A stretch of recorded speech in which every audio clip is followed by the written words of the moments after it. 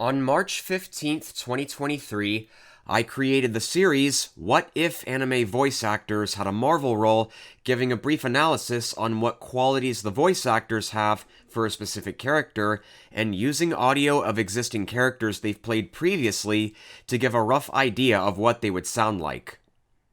On November 22nd that year, I made a related video, Cherami Leigh is Perfect for Mary Jane Watson, where I explain more in depth. Because of this, I decided to make another one, only this time, it's about the Fantastic Four. The team was created by Marvel Comics' Stan Lee and Jack Kirby, who envisioned them to consist of Reed Richards, Mr. Fantastic, Sue Storm, Invisible Woman, Johnny Storm, the Human Torch, and Ben Grimm, the Thing. Over the years, they and other comic book characters have been reimagined by different writers to keep things fresh. So, without further ado, I'm ready to talk about my ideas for a potential Fantastic Four voice cast.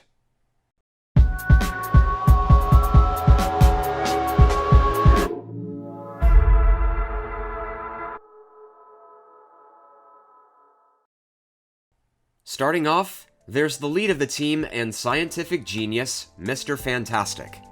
Elasticity-based abilities to stretch at great lengths and reshape his body and limbs without hurting himself. His age is usually around his 30s to 40s, depending on who's writing him, but I personally wanted to base him on the team's ages a bit more on the Ultimate Marvel written by Brian Bendis. In other words, the Fantastic Four in that universe were between their late teens to early 20s. And I think the perfect voice actor for a 22-year-old Reed Richards is Yuri Lowenthal.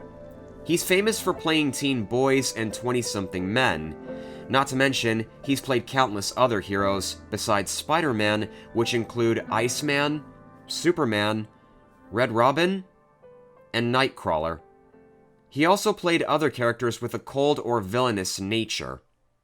While my version of Richards' appearance and age is based on Ultimate Mr. Fantastic, his personality and background are a bit more like his classic counterpart. What do I mean by that? Well, I downloaded these two screenshots from 2019's Future Foundation, issue number 2, which highlight the basic differences between Stan Lee's Reed Richards and Brian Bendis' Reed Richards. Stan Lee's Reed had a father who was supportive and nurtured his brilliance. He even achieved 5 PhDs at age 16. The Fantastic Four got their powers from a space radiation, and after many adventures together, he and Sue got married, had 2 children, and ultimately established a new organization called the Future Foundation. On the other hand, with Brian Bendis Reed, his father Gary was abusive, hated him for his curiosity of science, and called him physically weak. He and the team this time got their powers from the Negative Zone in an attempt to perform an experiment. At Franklin Storm's funeral, Reed proposed to Sue, but she rejected him, and he disbanded the team. One time, Sue tried to stop him from taking over the world, and Johnny burned Reed on the face, leaving a scar that never healed. Eventually, Ultimate Reed became a villain, named himself the Maker, and established the Children of Tomorrow. So basically, my Reed Richards' physical appearance and age are based on Ultimate Marvel, but he has 616 Reed's caring and sane personality. Although, that didn't stop me from wanting to experiment that with Reed becoming the Maker, but instead of being outright evil, I asked myself, what if he was a blackmailed, reluctant slave of Dr. Doom? What if he was doing all the work of producing mechanical suits of various villains to form an evil team? What if he had a chance of redemption? So, rather than being a villain, the Maker would be more of a puppet. Moving on to the second member, the maternal figure, and the heart of the team, Invisible Woman. Able to turn, of course, invisible, can generate force fields to a variety of shapes and sizes, and is the love interest of Reed. If I were to write my own Fantastic Four series, I would give the role to Laura Bailey, partly because she has voiced her previously, in the video game Marvel Pinball Fantastic Four, and partly because I liked her chemistry with Yuri Lowenthal in Insomniac's Spider-Man games as much as they played different characters. So I think they could create something new while still using similar performances. That aside, Laura has played countless girls with warm, caring personalities and others who have mother-like qualities. One example I would make is Keiko Yukimura from Yu Yu Hakusho. While she's technically Yusuke's love interest, she has at times acted motherly towards him, like condemning him for his bad habits. Sue has acted like this towards her younger brother Johnny for his brash and reckless personality. Keiko has even given Yusuke emotional support and helped him through occasional difficulties. Similarly, Sue has been trying to maintain balance and keep her team together even when they bicker sometimes. In essence, Sue is basically the heart of the Fantastic Four, and if Laura has played her once, I think she can do it again. I'm all fired up for this one. Reckless, impulsive, carefree and rebellious, yet good-spirited, caring, and loyal, the Human Torch.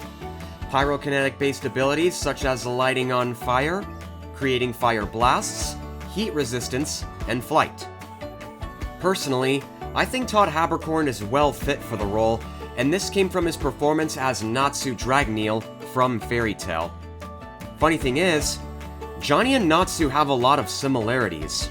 They both have fire-based powers, they can absorb or feed on fire, they're very passionate, which exhibit their fiery nature, they have a strong bond with their respective teams, never give up attitudes, and they're both big goofballs at times, contrasting their fierce determination in battle. Another idea taken from the Ultimate Comics is Johnny going to school with Peter Parker. This is seen in 2009's Ultimate Spider-Man, continuing from the first series Brian Bendis started. Johnny mentions a large tsunami, which everyone witnessed in Ultimatum, had killed his father. He left the United States and was in Europe for a while. When he returned, he decided he didn't want to go back to the Baxter Building, so with Aunt May and Sue's permission, he moves into Peter's house along with Bobby Drake, aka Iceman. He dyes his hair black, Bobby shaves his head. They adapt to regular lives with the surname Parker, and Aunt May enrolls them to Midtown High. So together they work as a trio in crime fighting. In my vision, however, I had the idea of Peter and Johnny going to school together before the Fantastic Four officially starts. The final member of the team, tough and bad-tempered, yet strong-willed, good-hearted, and loyal, the Thing. His advanced musculature also gives him super stamina, allowing him to move quickly for extended periods. The voice actor that I think best fits for him is Chris Sabat, known for playing Piccolo in Dragon Ball, All Might in My Hero Academia, and Alex Armstrong in Full Metal Alchemist, but the character that sold me on the idea was his performance as Elfman Strauss from Fairy Tail. They both have enhanced superhuman strength, with Ben's rock-like skin and Elfman's beast soul transformations.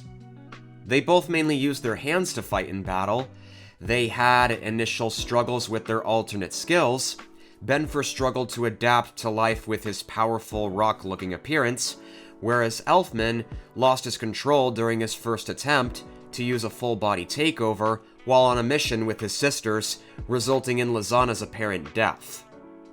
They're both fiercely loyal to their own groups, they're very determined and persistent in battle, and they both have a famous term, regardless how many times they use it. Elfman often uses the word man to emphasize his confidence and strength, whereas Ben's famous catchphrase is, "It's clobberin' time." If I could hear Chris Sabat actually say that line, that would be good enough to convince me to cast him as the Thing. So now that we've covered the whole team of the four heroes, let's move on to one of their enemies, the most popular one, Dr. Doom. Zekril1000, one of my followers, suggested two voice actors to potentially voice him, and they were David Vincent and Chris Guerrero. Personally, I feel like picking the latter and would have him base Dr. Doom a little bit on Ainz-Ooal Gown from Overlord. Both characters have similar appearances, what with the hooded cloaks they wear. They're both powerful rulers of their respective homelands, Ainz with Nazarick and Dr. Doom with Latveria. They wield powerful artifacts, Ainz with the staff, and Doom with the Infinity Gauntlet, and they have complex motivations that lead them to become rulers. Although there are some differences between them as well. Ainz is more concerned about restoring his guild's former legacy, whereas Dr. Doom is focused on just gaining more power to become a strong ruler. Ainz's origin began as a regular salary worker who lived a boring, mundane life and loved playing the DMMORPG YGG Drazil, if I'm pronouncing that right. From what I've seen, as someone who hasn't seen that show, his real name was Sasuke Satoru. His character was named Momonga in the game he was playing. After it shut down, however, he was transported into the new world, appearing as the same character, and named himself after the guild, Ainz-Ooal Gown. With Doom, he was born to a tribe of Romani people in Latveria. His mother was killed by Mephisto in a bargain gone wrong, so young Victor and his father left on a cold winter night, which unfortunately led to his father's death as well, leaving Victor to be the only survivor. After spending years of his life to increase his knowledge for science and magic, he received a scholarship from State University in Higman, New York. There, he met Reed Richards, and they became rivals, arguing about esoteric theories day and night. Reed had ideas for a starship, while Victor wanted to produce a machine that could project the astral form of a being into other dimensions in the hopes of freeing his mother's soul. He ignored Reed's warning of a flaw regarding the calculations and decided to move forward with it. The machine exploded, scarred Victor's face, and was expelled for his miscalculation. Angered by this, he traveled the world all on his own until he came across a tribe of village monks in Tibet, helping him make a suit of armor. When he returned to his birthplace in Latveria, he became the leader of the country, declared himself king, and used his homeland's resources to further his plans of dominating the world, leading to his countless battles with the Fantastic Four and sometimes Spider-Man. So the only thing I'd want for Chris Guerrero is to add a little more arrogance. There's David Vincent, who was another option for Doom, as his performance as Gilgamesh had a more similar level of narcissism and hunger for power. But when I think of Dr. Doom, I usually vibe with a more deeper voice like Guerrero's, and I think David Vincent's voice might be a bit too light for Doom. But that doesn't mean he can't play other Marvel villains or heroes. So in the end, I'd personally go with Chris Guerrero. All he'd need to do is tweak some personality traits, and he's perfect as Dr. Doom. Well, that's it for this video.